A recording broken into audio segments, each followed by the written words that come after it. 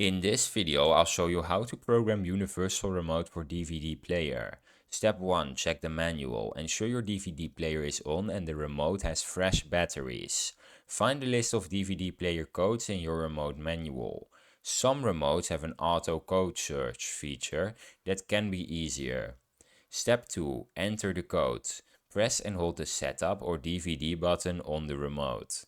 Enter the correct 4 or 5-digit code from your list.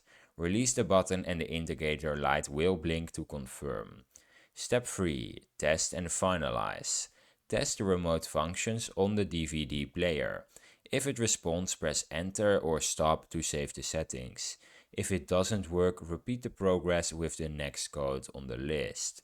And that's how you program your universal remote for your DVD player. If you found this video helpful, then please subscribe. If you have any questions, you can leave them in the comments and I'll be happy to help you. Have a nice day, guys.